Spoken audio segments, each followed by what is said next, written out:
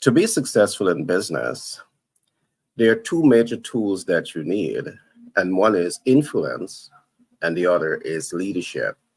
But what exactly is influence? What exactly is leadership? And how does these two elements plays into helping you to build your business in a sustainable way?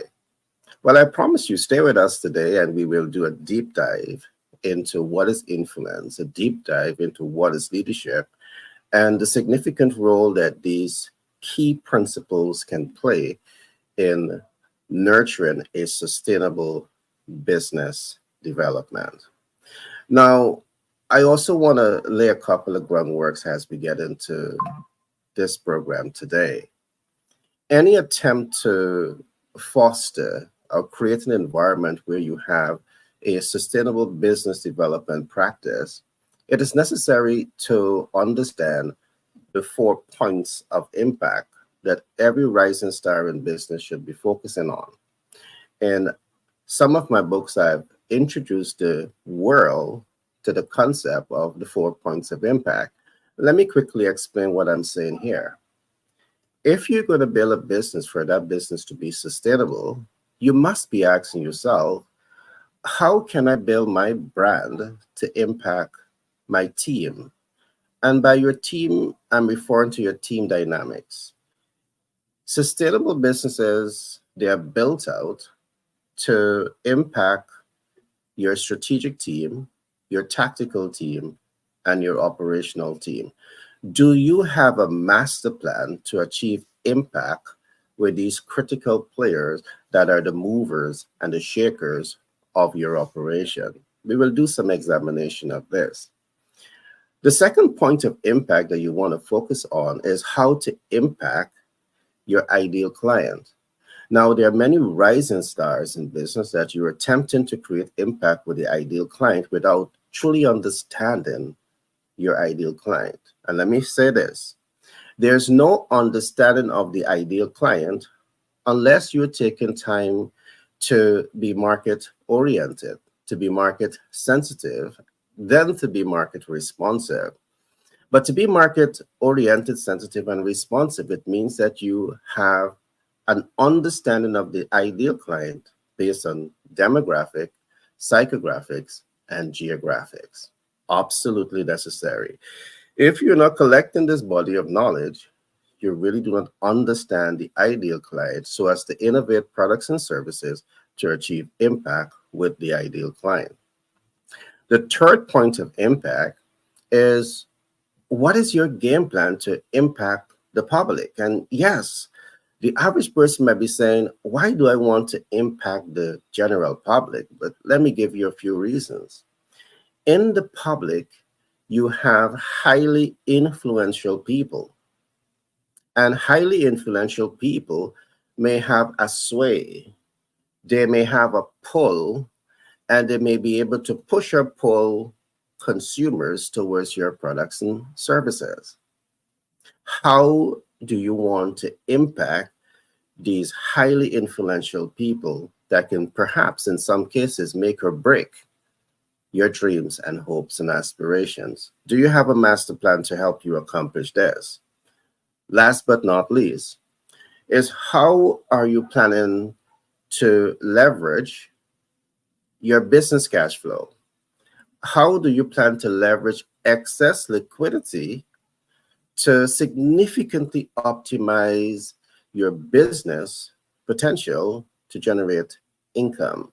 Now, this is a great spot that we have seen many rising stars in business tend to overlook. So you have a successful business. The business is cash flowing. You have excess liquidity. What happens next? What do you do with the excess liquidity? Now, when you're building a business in a sustainable way, it's important to pause a little bit and ask yourself, is there a better, smarter, more innovative approaches that you can use to cash flow optimize your brand in a more sustainable way? Once time permits, we will be examining this and so much more. And I have a team of dynamic personalities here with me. You will be able to look and learn about sustainable business development from a project management standpoint. I have Shivani Sinarain, and she is a project management practitioner, and she will really help you to understand the significant role that project management plays in influence, in leadership, and in sustainable business development. Welcome, Shivani. Thanks a lot. I also have Peter Goscott, and he is the brain behind Legacy Chronicle Human Growth Master Plan. And what he talks to you about is the importance of having your master plan, all right, to influence and drive the business success. And last but not least, I have Clement Frank. And Clement Frank, he is an economist by profession.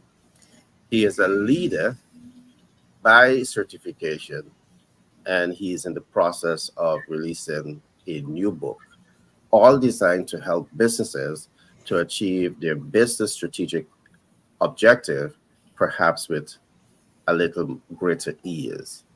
So I want to welcome these dynamic personalities here with me today as we do that deep dive into this topic: influence, leadership, sustainable business development.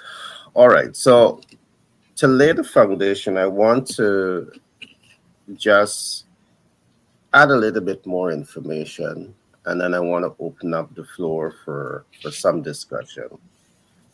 So far, I do believe as you focus on building a business and building a brand to be sustainable, you want to be proactive. I think leadership in of itself, it enables you with the tools, the knowledge, the best practices to be proactive. And just let me explain what I mean by proactive, because sometimes we use words, to us we understand it, to the public it's just an abstract term. By proactive leadership, what I'm saying is that proactive leaders has three essential characteristics that makes them stand out. One, they think ahead. All right. So in starting a business and scaling a business and wanting to build a brand that is sustainable, you want to know that you're thinking ahead. What you should be thinking ahead about, I will not get into all of that today, but you want to put yourself in that position where you're thinking ahead. A clue of what you're going to be thinking ahead about, perhaps what are the human resource needs, the technical resource need, the capital resource needs to effectively apply yourself after success. Sometimes many persons you take too long to start thinking ahead about the essential moving parts that is there to help you to attain success. So you want to be proactive. Seeing beyond problems. The other thing that we have seen is that because you're not thinking ahead, you start a process, you start a business, you start a brand. And because you didn't think through the process, as you move through the process, as you navigate through the process, you start to see challenges. And guess what happened? Many persons freeze when those challenges present themselves. Many persons get stuck in the problem zone because, again, you're not trained to be proactive. And one of the things that proactive leaders do, they are trained to see beyond the problems. And these are tools and techniques and strategies that you want to have in your arsenal. So you know exactly when to tap into them and deploy them to help you to achieve your business objective. The art, the process, the systems of seeing beyond problems. And the last is you want to be able to take what we call informed action. Now, informed action is different than just taking action. All right. And we emphasize this because we see many rising stars. You are taking action towards achieving your dreams and hopes and aspirations. But because your action is not informed, you are not attaining high reward, measurable results, predictable outcome with the highest degree of accuracy.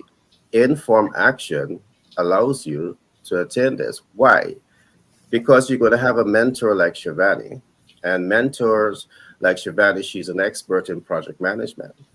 So when you have an expert like Shivani on your side, she's going to help you to set the project. She's going to help you to timeline the project.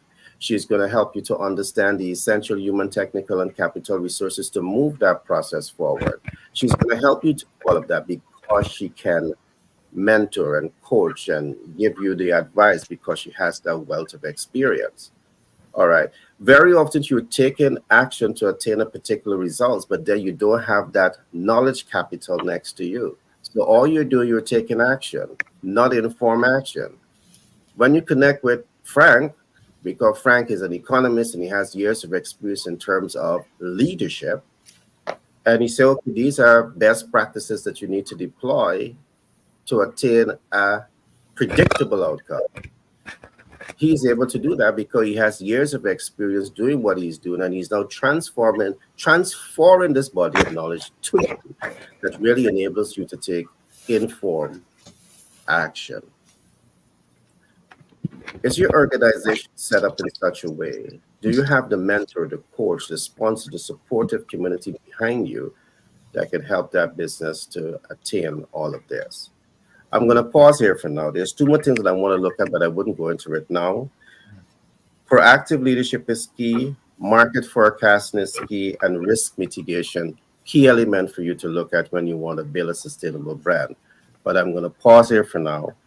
And I want to give Shivani the first shot at this. I want to ask her, how do you see project management as a game changer in the role of influencing positive change in the organization, sustainable development in the organization, and leadership? How do you see project management in of itself fitting into nurturing a sustainable business practice? Thanks, Gary. A You're very welcome. great topic, as usual, of great interest. How project management can really give you the outcome in organizations. How can it really improve leadership as well? How, if it can. Now, many organizations are facing, after the pandemic and during the pandemic, and even before, some organizations would have been facing it. You need to change. You need to pivot, as we say, because you're not making the revenue, you're not making the profit, you're not having productivity as before. So I'm sure when Frank comes in, he will talk about it from a transformational um, point of leadership. How do you transform your organization? How do you lead now? It's all about change management. Now, as the leader of the organization, we have to look at what are the transformational projects, and this is where project management will really come into play. Can it be now that things are not going well? There's crisis in organization. And what do you do? Sometimes some persons might just say, well, okay, we just continue with the norm. We just try to continue with the norm. So I'm seeing a lot of organizations, again, that's what we're doing. We're continuing with the norm. You are probably looking at process optimization. But we have to keep note that the processes that you probably have and your product that you are having, it's not really bringing in any more revenue. Things have changed, or you just at the same level. And this is where project management and new projects, new ideas can be formed. So a project will start with an idea. A project will start with an idea. It's all about change management. So, as a leader of the organization, if you want to look at how project management can help you to improve, there's two ways that we could do it. One is looking at process optimization projects, which is if you already have existing processes and you think it's working, and you probably just want to look at improvement of it, but you are still looking at more or less the same outcome for it. Or is it that you are looking at new, totally new, and you have new projects then? So, as a project manager, as a leader, project management, two ways we look at it: product projects, or forming new products for your organization, whatever it is, or are we looking at process optimization? I'll also like to share that as the leader of the organization, we have to look at the entire ecosystem, process optimization, and also product. Sometimes, again, I recently saw this.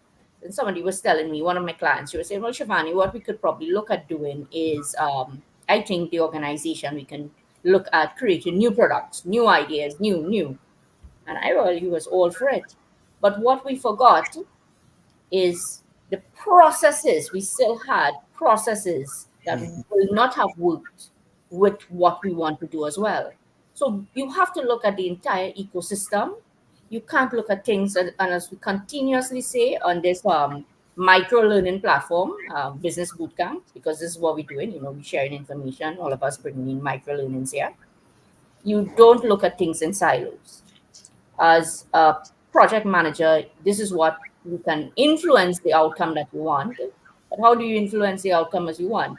As a leader, you look at what type of projects you want to bring in, which is a very, very important point. But a lot of times you want to bring in project and project and project, and you're not getting the outcomes that you want. So you look at product projects, and you can also look at process optimization projects. But everything must fit in together. I can't now come and say, okay, this is a new project. We're gonna have five projects now. What about the current systems? What about the correct structures? We try to implement new in the old way, in the old structures.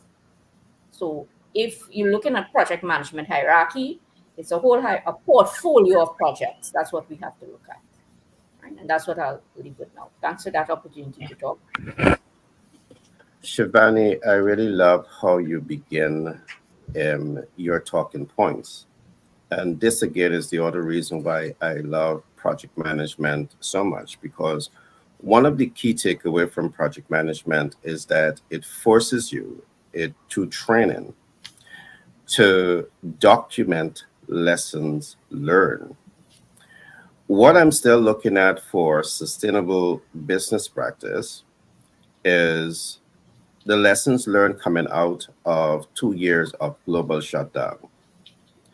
And from the lessons learned, perhaps for many organizations, they may not have process to optimize because they never had the processes in the first place to sustain, uh, that operation during, a global crisis. Perhaps the thing for us to look at here also is project innovation. So based on lessons learned, we now bring alongside the lessons learned project innovation. And for us, we have been long talking about things like, is it possible to look at concepts like corporate cash flow protection?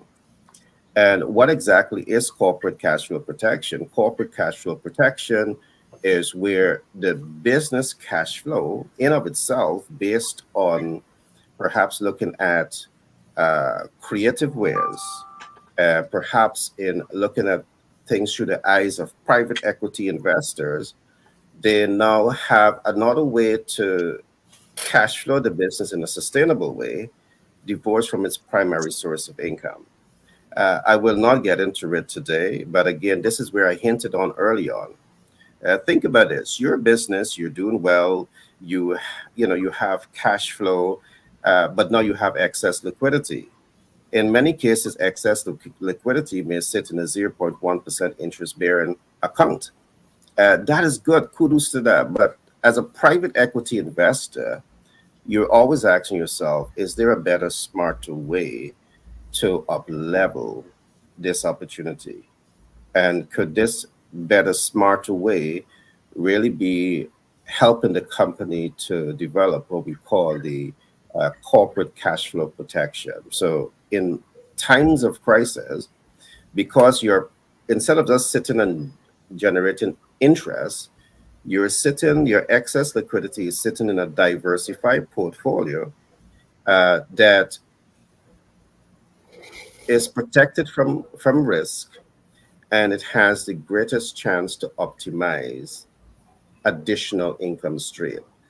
At the right time, we're going to do a deep dive into this, but today I just want to drop some nuggets. I just want to give some eye opener in terms of what is possible when you start thinking like a private equity investor. I want to open up now to Frank so he can give us that leadership perspective, that economist perspective on what are some of those best practices when you're focusing on building a sustainable brand. All to you, my friend. Thank You're you. mute, friend. Oh, yes, I can hear you now. Thank you. Thank you. Welcome. I like seeing your smiling faces. So smile, Shivan. Smile. Smile. It's a beautiful She's day. don't make her blush, Frank. Don't make her blush at all. The word is enjoy the little things, right? Yeah. That's so true. Oh, man.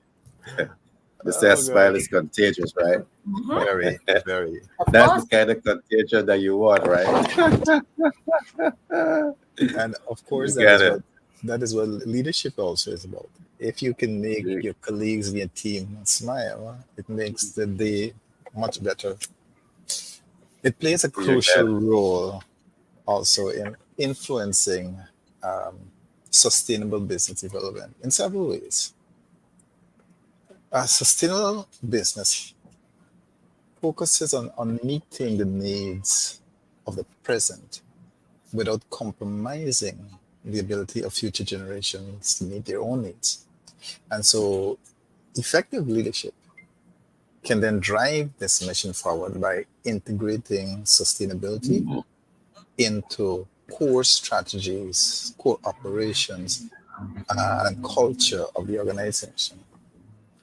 Um, in order to have leadership influence the sustainable business development, the first thing that we need to do is setting vision and strategy. And leaders are responsible for setting the direction and the vision of the company. When sustainability is incorporated into this vision, it becomes that guiding principle for all the business activities. And they develop a sustainable business strategies that align with the company's long-term goals. And this includes setting targets for reducing carbon emissions, minimizing waste, and conserving resources. Another aspect is creating a culture of sustainability. You see, leaders shape the organization's culture by promoting those organizational values, those organizational behaviors that support sustainability. And so they foster a sense of responsibility among employees towards environmental and social issues. And this can include um, promoting recycling, energy efficiency, and community engagement. Of course, they will also have to invest in innovation. Sustainable leaders encourage innovation in products, in services, and the processes that reduce the environmental impact. And they also allocate resources for research and development of sustainable technologies and practices. You also need to have what is called stakeholder engagement. So, as a leader, you have to engage with the stakeholders, which include the employees, your customers, investors, communities, to understand what their sustainability expectations are. They build partnerships with suppliers who share the company's commitment to sustainability. Then you have transparency and reporting. Leaders ought to ensure transparency in reporting on the company's sustainability performance. They do this by communicating progress, communicating what are the goals and challenges relating to the sustainability to stakeholders. And in that way, they are fostering trust and accountability. And risk management is important here. Sustainable leaders assess and mitigate risks related to environmental, social, and governance factors, we call the ESG. They anticipate regulatory changes and the market trends, which position the company for long-term success. They also have long-term thinking rather than focus solely on short-term profits. What sustainable leaders do is they prioritize long-term value creation. They understand that investing in sustainability today can lead to cost savings, brand reputation enhancement, and competitive advantages in the future. Of course, they'll have to have personal commitment and influence. Now, when leaders personally champion sustainability, it sends a powerful message through the organization in that they are leading by example and then making sustainable choices in their own practices, in their own decisions. And then finally, they adapt to change. Leaders must be able to be adaptable and open to change because sustainability trends and best practices don't stay static, they're dynamic. And so there's evolvement in that. And so what they do is they continuously assess and adjust the company's sustainability initiatives to stay ahead of the curve. In essence, leadership prioritizes sustainability because it's essential for businesses aiming to thrive in an increasingly complex and interconnected world. By integrating sustainable practices into all aspects of the organization, leaders can drive uh, positive environmental, and positive social and economic impact.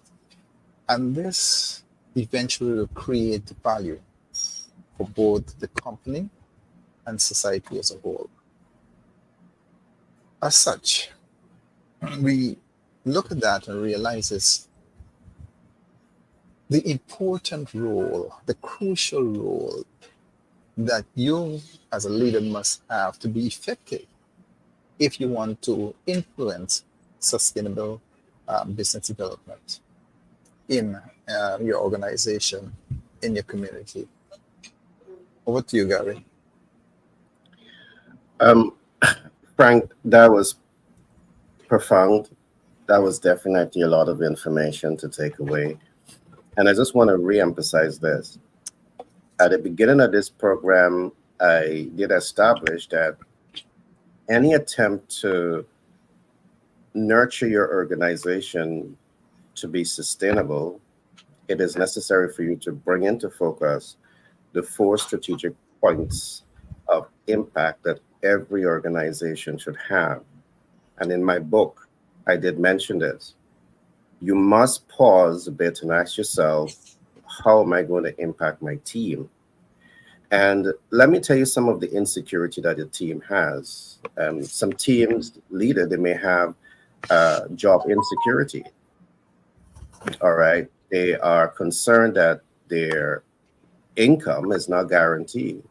Their work is not guaranteed with your organization, largely because you don't have continuity in a sustainable plan that you're sharing with your team.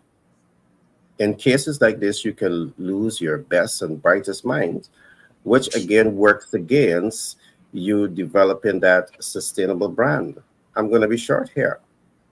So you want to ask yourself how to impact the team and ensure that you have the right processes to communicate that information clearly to your team member.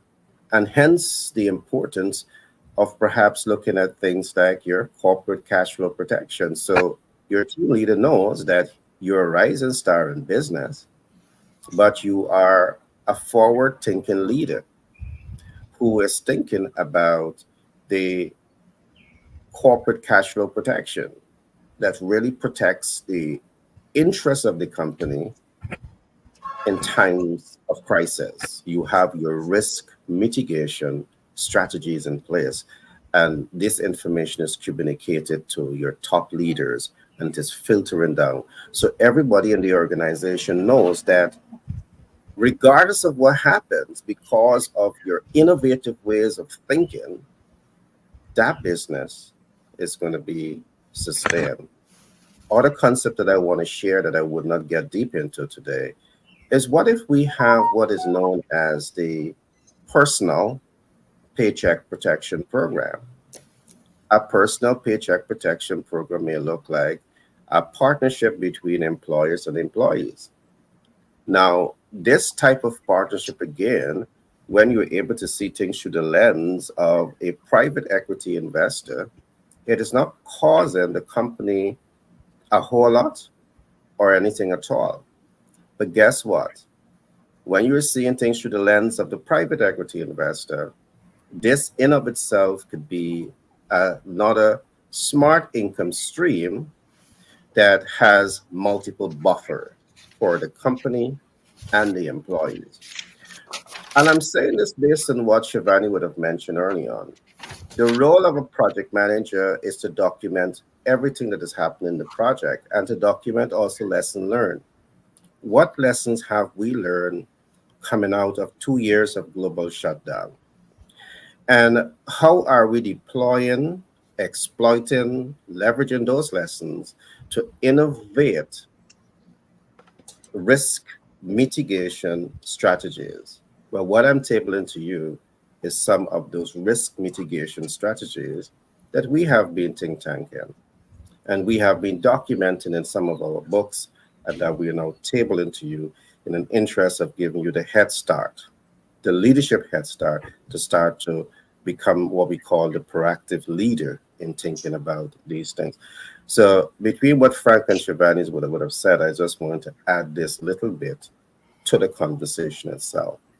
I want to now come a little to my colleague, Peter. And Peter is the guy that will talk to you about having your personal master plan. You need to have a master plan. And I think that sustainable business development is all about master planning.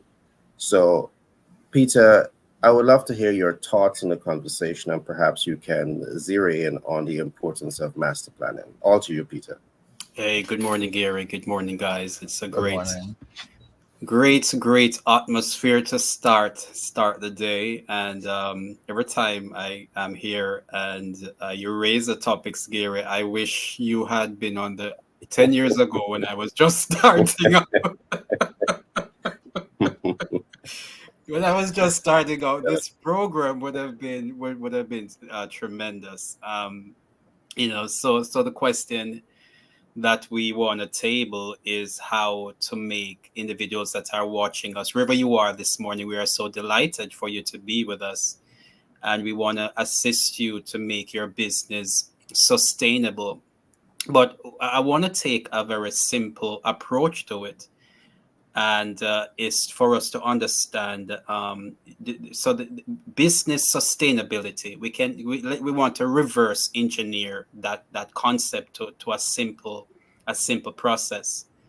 Because when you think about business sometimes and corporate structuring and how the corporate design of an entity and how that works, sometimes that mega approach to business can be overwhelming.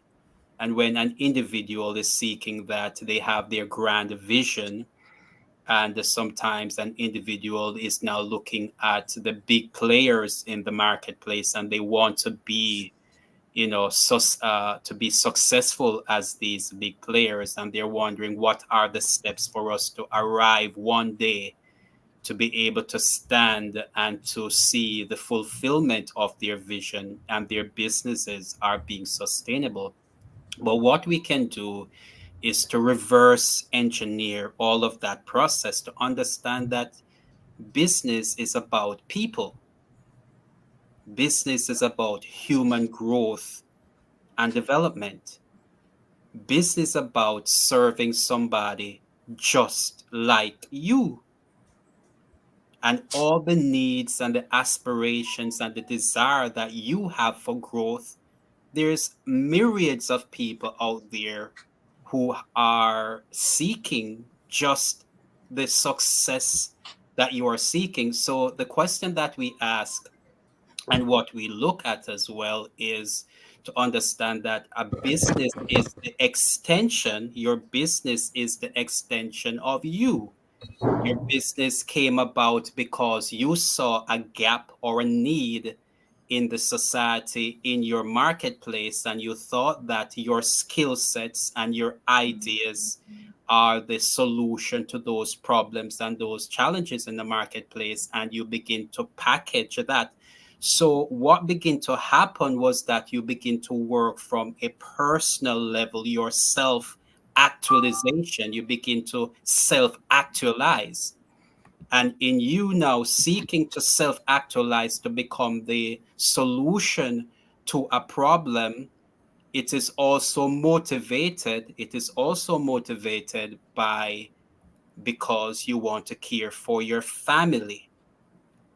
So we're reversing the engineering from self, and then it extend out that you want your family also to act to be to actualize. You want your family to be protected financially. You want to give your family the kind of life and well-being that you're looking for, which by extension you're also looking at. There's a vast number of families outside there that are needing the same kind of attention and need that you have and what your family also have.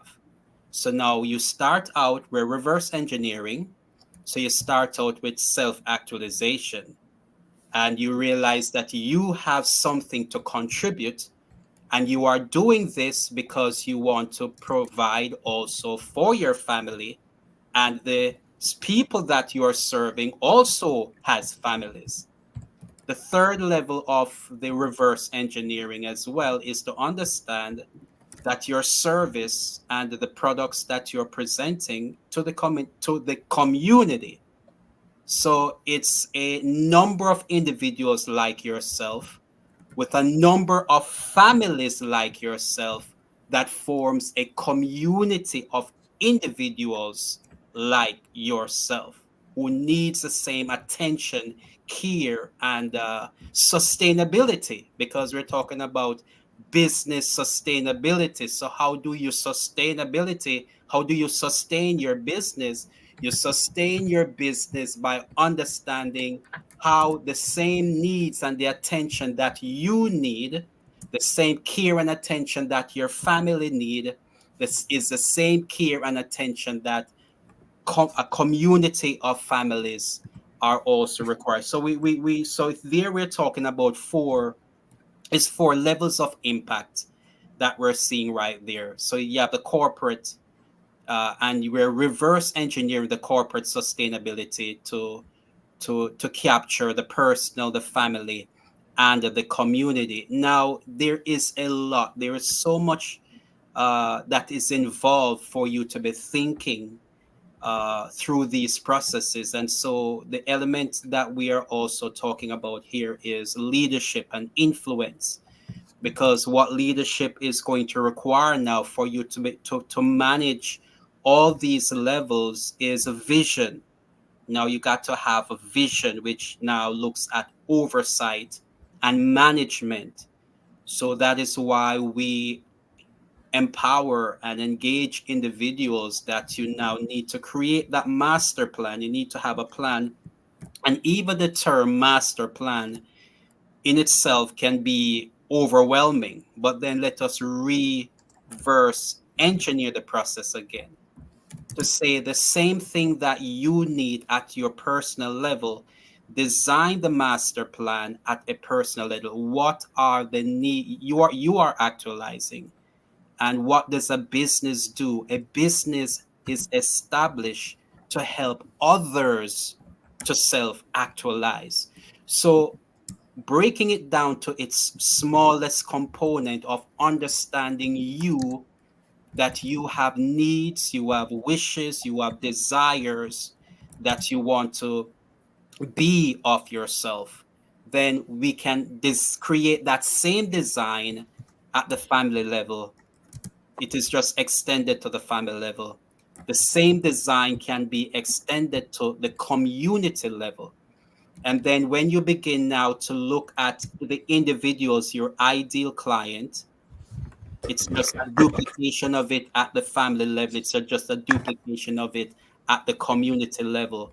When you can micromanage from the smallest unit and then build on the family and the community levels, then you can be able, certainly you're going to be able to, your business will be sustained because you are working from the manageable components of the small and then developing to a larger point. So moving from the small to serve that bigger unit, then you're going to realize, okay, I need to grow. I'm going to need help. I'm going to need to employ. I'm going to need to recruit individuals as I grow to just one or two individuals, to multiple individuals, to a larger volume of individuals. So the sustainability that we're talking about today is your personal life master planning, is your family life master planning, is your community master planning, which now entails working together, your corporate master planning. When you look at it that way, then you can now plan in terms of time, because within this component of time, you're able to identify your ideal audience, your ideal customer, because it is going to be that one individual that you can serve, your avatar of person that, and you can have a timeline in how you're going to research to really serve that individual. Then now you can expand it now to say, okay, to make my business sustainable, I need to be serving per month 20 individuals. And you are now going to learn how to manage those 20 individuals. Now, for you to scale up, perhaps now you need to go to 100 individuals. Now you're operating now at the community, to the community level. And when you have learned how to manage those 100 individuals, now you can begin to expand that plan, or to say we're going now international or global. And now you can now scale up to be now that multinational entity that goes back to where we're starting out from. You starting out from the beginning and you're looking out, you're having that vision of how do I grow to really have impact like the big players in the marketplace, reverse engineering. And that's a way that you can do. I hope that was helpful. Well, that was a lot, Peter, but I love the concepts. I mean, what I take away is empathy and leadership. What I also take away, which is factual, I do believe that when you have empathy and leadership, you are able to reduce absenteeism. That can have a tremendous impact on the sustainability of your organization. You're also able to not only reduce absenteeism, but to reduce staff turnover, which also have a negative impact on the sustainable business objectives. What I also took away from what you would have said is that as a corporate leader, you have the macro vision, you have a macro. But what is important also is for you to think about how the micro, the micro is how you're impacting your strategic, tactical, and operational team, how you can help the micro uh, self actualize Right. as you move towards your macro vision. I think it's a unique strategy and essential talking points to look at as you position yourself to build a sustainable brand. So those are some of what I would have taken away from what you said. Great share. I want to now come to Shivani. And Shivani, um, always a pleasure listening to you bring the project management twist to our talking points. Can't wait to hear from you, Shivani. All to you. Now, it's just something that Peter said, and I was listening attentively about it. The importance of community. As a leader in your organization, it is you have a community. So the same way that you have your family and what you'll do with your family and how you would lead your family in your community, that's what you're transferring now into your very large organization, whether it is a small or whether it's a large. And it's such an important point. And I have seen that when people don't do that, you're not fostering a good community within your environment as a leader. Everything is gonna fail.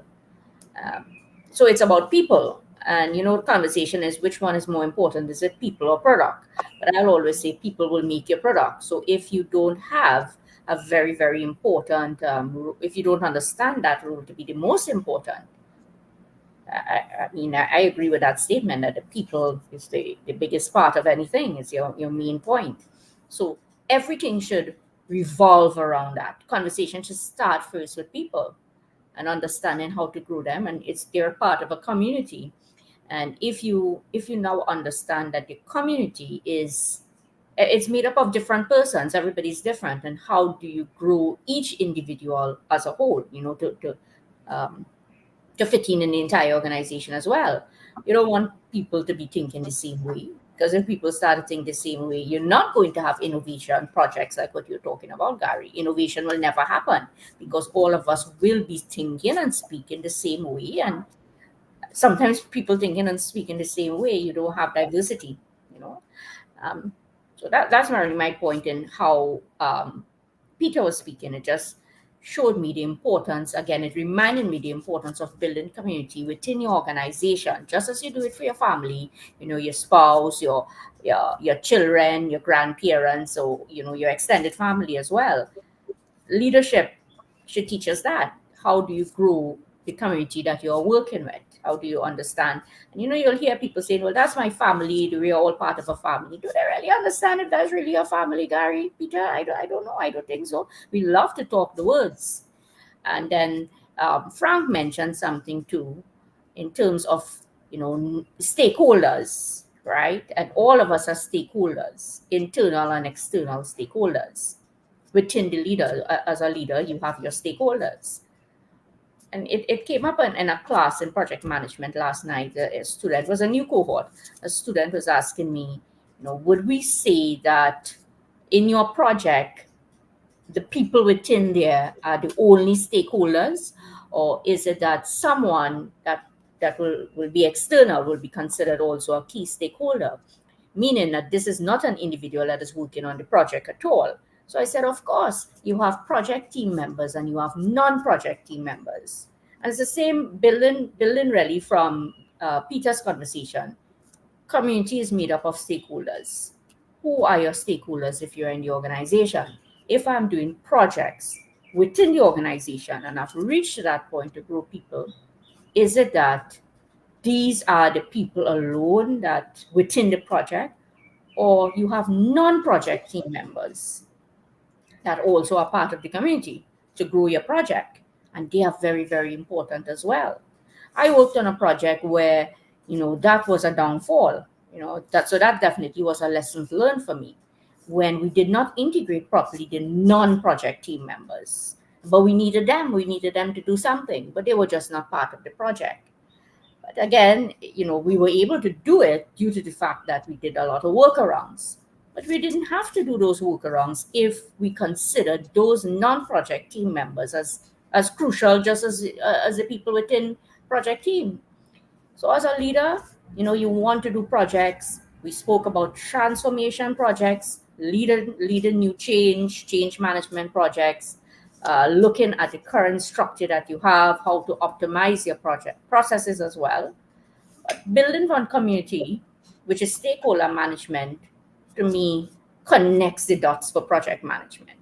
It connects everything, and to understand stakeholder management to build communities properly.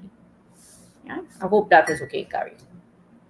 Yeah, those are great points. I mean, the other way we can look at it is internal and external stakeholders. Yeah, Because I do believe that as you focus on building a sustainable brand, sometimes when you disregard uh, external stakeholders and the influence in which they can come with, um, you can be doing the business more harm than good. yeah, I've seen major institutions, they have brought in external stakeholders. They have formed what you call civil society groups. And that's just to bring the non-direct actors in the project to the table to at least get an opinion that is helping them to understand how their action is impacting the environment and the community. So there is a lot to take away there. But I want to also add a couple of things as we dive into this conversation of business sustainability, influence, and leadership. One of the things that we often talk about is that there's a cost to doing business. And definitely there's a cost as you begin to focus on sustainable business development. I always would say, the cost justify the end results. But let me just dive in a little bit into cost. What is the cost of doing all of this? And the cost is subjective. It depends on who you are talking to, because you can have cost that is simply a liability, or you can have cost that is an asset. Again, when you're trained to see the cost of doing business through the eyes of private equity investors, they're going to bring a different twist to how you're investing into business sustainability. The investment don't have to be cutting into your profit margin. All right. The investment can come from creative sources. Again, I will not get into all of that today. When you come into our personalized training camp, we will then go deeper into that. So there's a number of important points that I was taken with. So I just want to emphasize that the cost of doing all of this is subjective, but you should have budgetary allocation for it. And it can be looked at in terms perhaps as a liability or perhaps as an asset. Those are things that we would really want to get into as we do that direct corporate training to really help persons to get this. But I want to point the public to a program that we are looking at where some of this information can be learned from. We have developed this program that is titled One Degree to Success. And what we are stating that every step in the right direction is one degree to success. But very often we find that as you interface with rising stars in business, they cannot say if they are one degree to success or one degree, away from success if they're undermining. This program really helps you to do that. And let me say why. Some of the essential takeaway that you learn from this platform is what we call mastering the art and science of success. Any of you who are following me, you are should be quite familiar with me saying train the mind to think in terms of art and train the mind to think in terms of science. So from the very get-go, we asked ourselves three questions here. What is art? What is science? And what does success really means to you? Do you really understand this? For us, understanding, getting a clear understanding of what this is saying, it really sets you up to be more intentional as you position yourself for success. And the success could be, what method of approach do I use to build a sustainable brand? Do you understand the art of doing this? Do you understand the science of doing it? And what does success look like at the end of the day? So it's important for you to understand all of this. Let me just give a brief overview of what I'm talking about here. What is art? And art is the tools, is the strategies, is the processes, is the systems that you're going to deploy to achieve an end result. What strategies that you can use that has proven to give results? What tools can you use that has proven to give results? What systems are you using that has given proven results that you can adopt to the organization to achieve sustainable business development? So understanding the art of doing this, because there's always a saying, success leave clues. Are you talking to the 10 most successful persons in your field that has knowledge and experience in terms of moving a process forward? And are you able to adopt some of those lessons to what you're doing? These are just some clues. The second concept that I want us to look at is, what is science? What exactly is science? Let me give some quick explanation of what I'm saying here. Science is already tested and proven. It's results. Science gives you predictable outcome. But let me break all of this down. Science gives you high reward. All right. Science gives you measurable results. Science gives you predictable outcome with the highest degree of accuracy. And when I'm in the classroom, I would normally say to my student, think about scientific processes. You go to a doctor and you need a specific outcome, and you invest confidence and trust in the doctor because you know they have years of experience and they're going to be able to make certain recommendation that helps you to achieve a desired outcome. The same principle applies to business. A unique case in business, you're a rising star in business and you want to know how to access capital. You're struggling to access capital, but you don't know much about debt capital, equity capital, credit capital, creative financing, or hard money lending. But here's where you talk to a BFC, a business finance consultant. And what the business financial consultant does, they ensure that they sit you down and they help you to understand financial instruments. They help you to understand how to access capital. They help you to understand how to leverage capital in a smart way. And they help you to understand how to mitigate capital. Now, they're able to bring a scientific approach to supporting you because of the years of experience that they have in doing what they do. So, in the business context, when we talk about understanding the art and the science that you're using to position yourself for success, this is what we're talking about. Is how do you interface with knowledge and experience? How do you interface with, you know, your mentor and your coach and your sponsors and your supportive community that can really aid you to attain predictable outcome with the highest degree of accuracy? So this program, One Degree to Success, is so set up to point you in this direction, to ensure that you have the mentorship, the coaching, the support, the sponsors that is going to help you to make your breakthrough in business. Because one, along with all of this, you're working with leaders who are forward thinking. They think ahead, they see beyond problems, so they can get you unstuck from your problem zone. And they can now help you to take informed action to achieve desired results. One Degree to Success sponsored today's program. So I just want to say, take some time, and I want to encourage you to go to this website.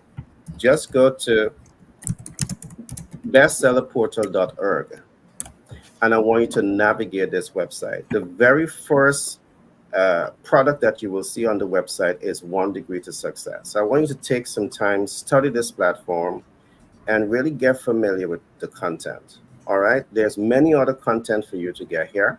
I want you to go to this site because again, we're not just here for the gaff. We are here to point you to where you can get the practical solution to attain most of what we are talking about here. All right. So I just want to pause here for now. I can see that Frank is not back as yet. But I really want rising stars in business to recognize that you have options and you owe it to yourself to ensure that you expose yourself to the right content of information that can help you to make the right business decision, that can help you to make smart business decision. All right, you have options. And we are here to show you some of those options that you have at your disposal to start thinking about. So before I come to Peter, I just want to recap quickly some of what I would have covered when I started this program. Today's topic, we are looking at influence and leadership and the significant role that influence and leadership plays in helping you to form a sustainable business. And some of the points that we would have covered, we covered things like how to impact your team. As an influencer, a corporate influencer, and a corporate leader, you want to be asking yourself, how to impact my team? And you really want to ensure that you have a game plan to achieve all of this. Because the inability to inspire and motivate and impact your team, you're going to have a demotivated workforce, and demotivated workforce leads to absenteeism and staff turnover. Demotivated workforce and absenteeism leads to an unsustainable business practice. Because if you have to keep, training and retraining, you have to go through the selection, recruitment, placement, and climatization process. It is causing the business. It is slowing the business growth. So these are important concepts that you want to look at. You must ask yourself how to impact your team dynamics, how to impact the ideal client. All right.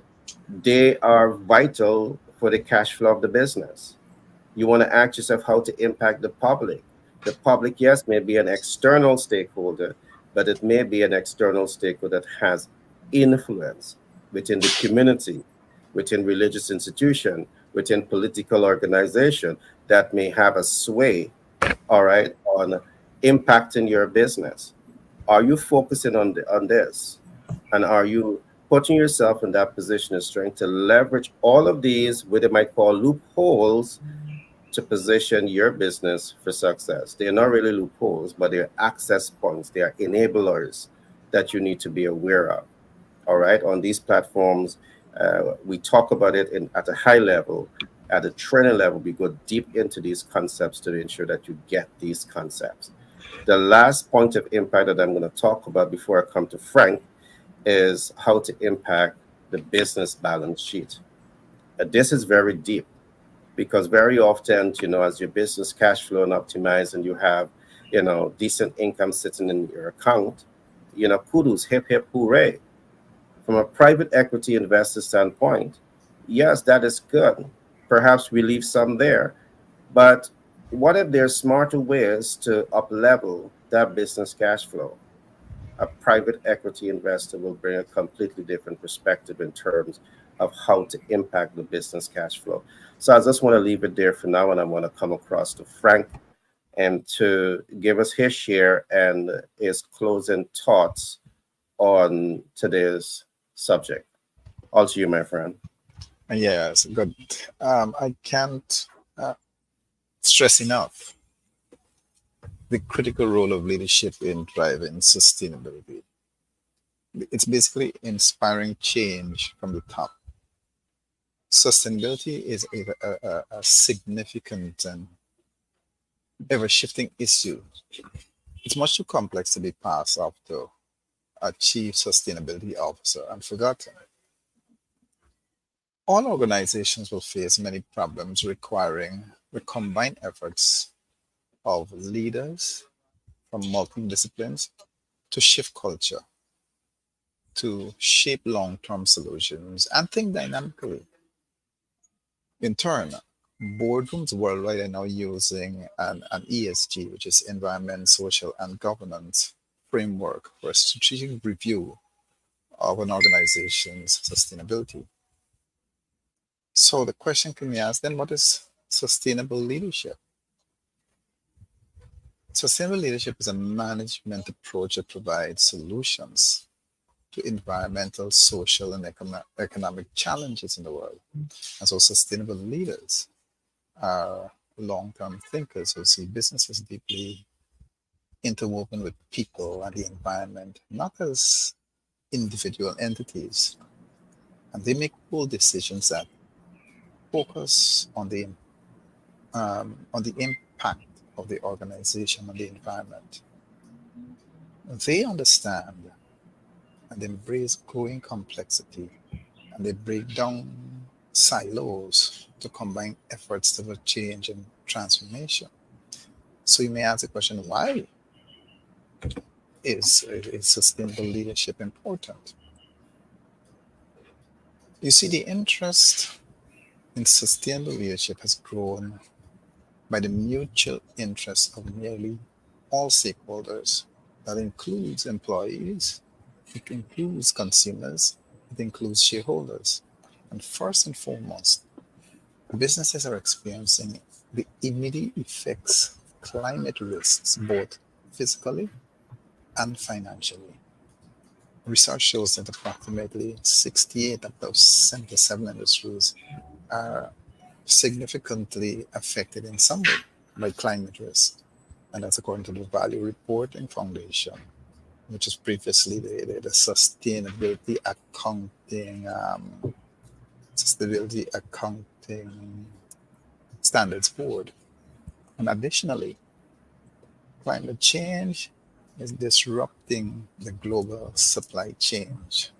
It's disrupting energy companies and so much more.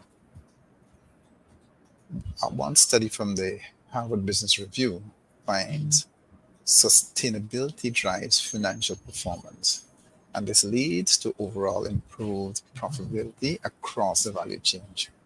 So, the capacity of sustainable leadership is to draw talent with a sense of purpose, and that is another significant factor contributing to its increasing relevance. So, there is still a dearth of top talent everywhere in the world. People often select organizations that share their goals, such as DI and sustainable leadership, because they have a wide range of options. Now, I don't want to go into because of time, the characteristics and qualities of sustainable leaders today.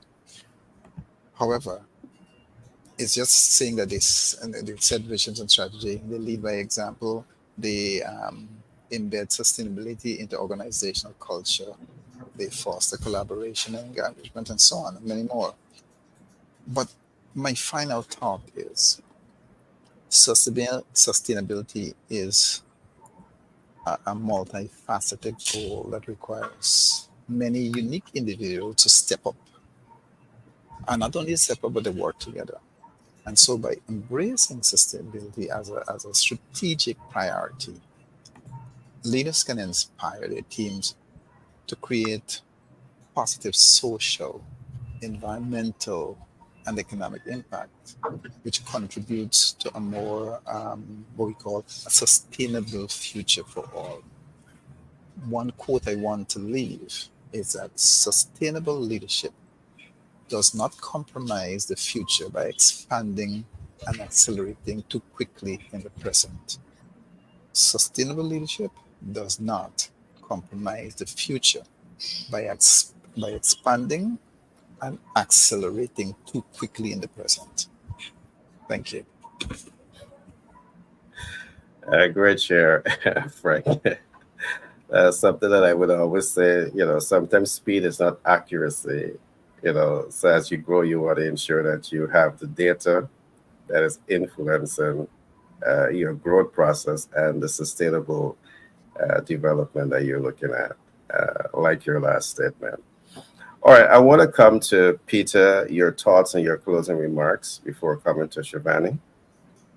Yeah, Gary. I was just thinking about a one of the stimulants that I had several years ago that kind of pushed me to where we are today, and it's actually a Chinese proverbs that I read decades ago.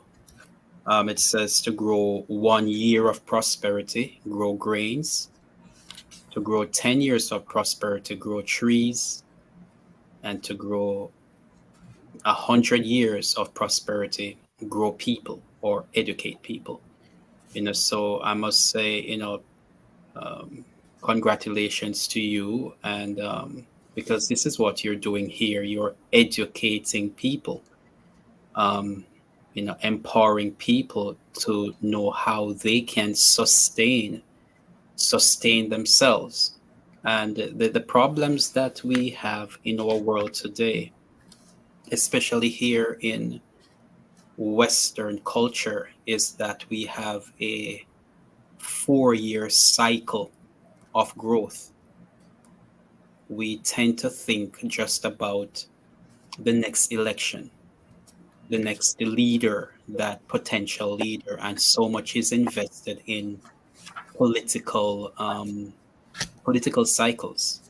And this one individual who should create, I'm not sure what this one individual is supposed to do in 4 years that is going to make life better for all of us. And we relegate the larger populace of society, relegate their responsibility to these individuals. and we criticize the one, and we, no matter what the other person is doing, we have this kind of thing, this kind of mob kind of mentality of, no matter how good the other guy is, he never does anything good. And no matter how bad our guy is doing, we're supporting him just the same. And this is why we see society have this downward spiral, because the best ideas, sustainable ideas, is not coming forward. And perhaps the other guy really has an idea that will really transform everything for everybody. But no, if I back that idea, I'm gonna lose the election the next cycle. So, but we have to realize that human growth requires master plan thinking. We have to think 100 years. We have to think children and grandchildren. We have to think legacy. We have to really think in terms of not just me, and going back to what we were saying earlier about business sustainability is really about self-preservation. And it is within your own interest, as Shivani was raising the point. Is it product or is it people? Is it the responsibility that I'm producing something that is going to elevate the consciousness and the well being of the populace? If we think like that, then we'll always have something to sell. We will always have something to produce. We'll always have something, because we're thinking about service. And so we just want to that sow that seed to every individual, that is, if you're going to be sustainable, you have to have a long vision. You have to have a master plan that is guiding you for generations to come, in a linear progression. But then we also have to understand that for you to really achieve that linear progression, life is not linear, life is cyclical. It's everything happens in cycles. And when you understand, in order to achieve the linear, you have to break the linear in cycles, in cyclical projections. So you're always gonna have Christmases, you're going to have Easters or Passovers. You're always going to have birthdays. And these elements come every so often. As long as the rest of your life is, you have to deal with these elements. So when you plan your life around the cycles and to achieve growth around the cycles, then sustainability, as we are master planning, when you're mastering your plan, thinking, and we train our clients and our students to do this. You think linear in terms of, yes, the 100 years, but the 100 years is broken up in cycles. And when you can design your plan, your master plan in cycles, and you just iterate each cycle. You just want to use your word behind you, dear Gary. You just want to have that 1 degree. Every cycle, you just want to have that 1 degree of success. Stretch that over 10 years, 20 years, 100 years. You are surprised to see how much you have impacted society. We do that through our Legacy Chronicles Human Growth Master Plan program, because we're thinking legacy. And so, for those individuals who would like to know more about this, go to mylegacyproject.net, and you'll be able to have greater understanding on this way of thinking. All right, and thanks for that share. And Peter, I will now come to Shivani for her thoughts and closing remarks. Thanks a lot, Gary. So, my closing remarks: how can we influence? So, your topic is about influence and leadership. How can someone influence me in an organization? We're talking about how we influence, but how could somebody influence us? Influence is not about a person's position, right? So anyone can influence anybody. It's not about position. I mean, a lot of times we think you could only influence someone if you are in a top position. but that is not influence at all. If you're in a top position and persons think that you can influence, the reason is it's just because of positional power. But that does not mean to say that you can really influence me to be productive or to influence me to do something more, right? So how can someone influence me? And the first thing I would say is that you have to learn about me, get to know who I am, get to know, understand me, understand me. And that is such an important point. I myself have done it with persons that I've worked with, and generally anyone. Because when you get to know the individual, sometimes you underestimate people. That's what I'm trying to say. You Yeah. underestimate people. And just listening to them, I got to know a couple persons. They have businesses, and I was like, wow, I didn't know that. And you would think that they shouldn't have a business because they're at a very low position in some organizations. Because that's how people think. That you mentioned it's a linear approach, but it's no longer linear. It's continuous, right? And these a lot of persons are not moving step by step by step. They move for a step, and then they say, okay, what could I do again that is outside of probably my job or outside of probably what I've learned? It's cycle, and you're learning all different types of things. The T-shaped employee, we will call it the T-shape, which is not a linear path at all. So it's very important for me is to understand this topic of influence and to be able to practice it. So could you practice it? Could you learn it? Yes, of course you could learn something, but it only gets better with practicing it. How do you do that? How do you practice something? Because I've seen leaders that cannot influence at all. Frank will know exactly what I'm talking about, I'm sure, in terms of positional power. That is just positional power, but they cannot influence. You have to build trust with people. They have to trust you. Otherwise, you cannot influence them, right? It's authentic leadership, as we say, authentic leadership. It's something we were talking about way back, not way back. You cannot be authentic and lead and influence people if you have not done self mastery. You have to understand self first. If you do not understand self, you will be leading you will not be leading, you will be managing people, which is not what we want. So closing remarks to me is the power of influence doesn't really have to be with position. It can be, you could influence from the middle, you could influence if you are a low level staff, you can influence. Get to know people, that's what you have to do. Once upon a time, Frank was speaking about thought leadership. And that's how you influence, if people can see that you have something to see, thought leadership. And Frank had made some good notes. He spoke about it already. Experience capital, yes, experience capital. So you see, Frank, listen, right? Experience capital, long, long time. So it is such an interesting conversation, and just spending 1 hour here is never enough, and that's why we do it daily. But, we have deep dives and all these conversations to come.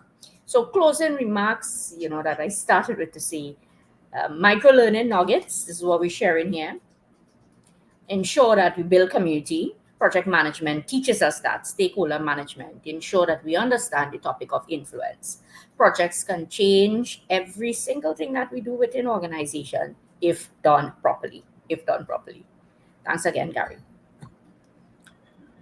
All right. As usual, thanks to that share, Shivani.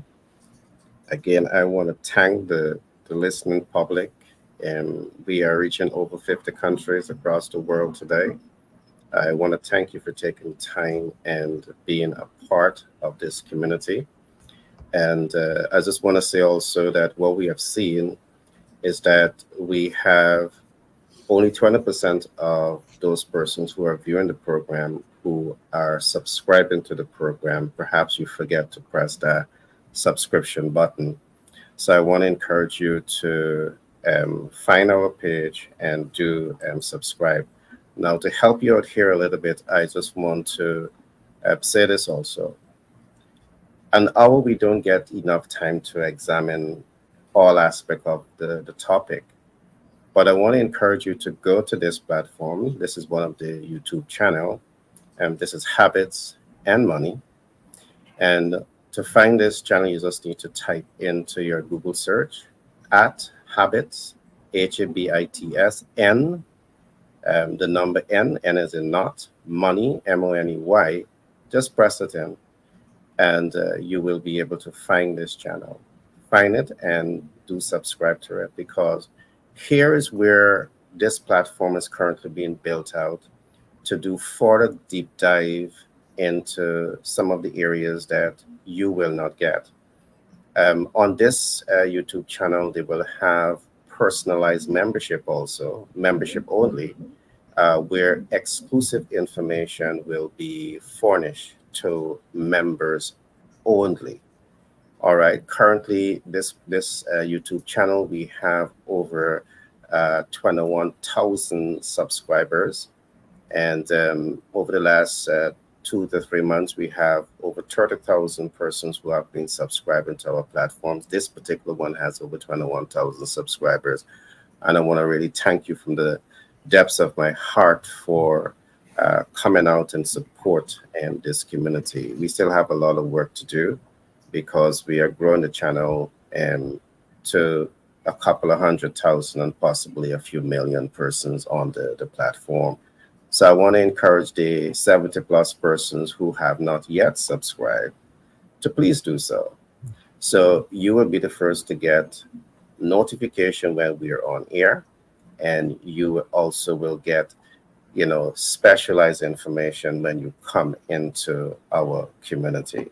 So that's just a little bit of information that I want to share with you. I also want to encourage you again to go to the website. The website also is bestsellerportal.org. And I want you to peruse this website and learn more about One Degree to Success. I'm certain that it will be able to help your business immensely. You have programs like One Degree to Success. You have other programs like Business Success Blueprint. You have programs like the GIP Initiative. This one really teaches you how to become a global influencer. You have Cash Flow Incubator. This program is all about showing you how to cash flow optimize. All right. And you have the High Net Worth Investors Guide. These are just some programs that you can learn.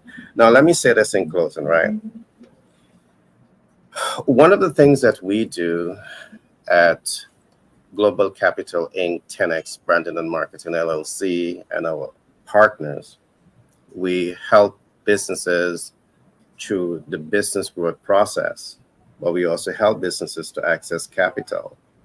So in the event that you are a US-based business and you need access to capital, I encourage you to reach out to us. In the event that you're a foreign national and you want to set up your business in the US, I encourage you to reach out to us, because we have that ecosystem built out to help you. In terms of access to capital, while we can talk to you about debt and equity and credit, creative finance, and hard money lending, I want to say this to you. When it comes to business funding, we have relationships with strong financial institutions where we are also able to get you capital at 0% APR. Think about this. As an American-based business, you're able to access capital for 3 months, 6 months, a year with no money, no APR, no annual percentage rate. All right.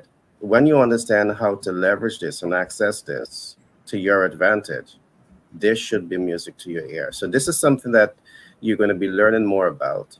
Go to that YouTube channel, subscribe to that channel. So when we upload information, you will be the first to get it. All right. So I want to thank you so far for supporting this platform. I also want to take this time to thank Frank, great economist, great leader, always have a lot to share. I want to thank Peter, passionate about helping people to develop their master plan for business and life. I also want to thank Shivani for being, the person she is, passionate about project management and helping the world to see the importance of project management and how this particular subject can truly transform the organization.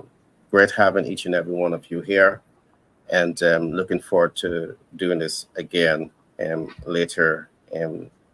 Tomorrow but I know I wouldn't see Shivani until Friday.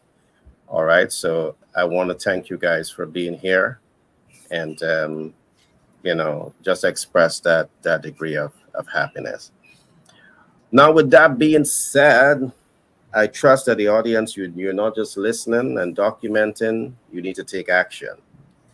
All right. You need to take action. And I want to say that we have a dynamic team here that is all set to help you to take action, not just action, inform action. Remember what is inform action? You're working with the mentor, the coach, the knowledge base, the experience that can help you to move faster. So do enjoy the rest of the day.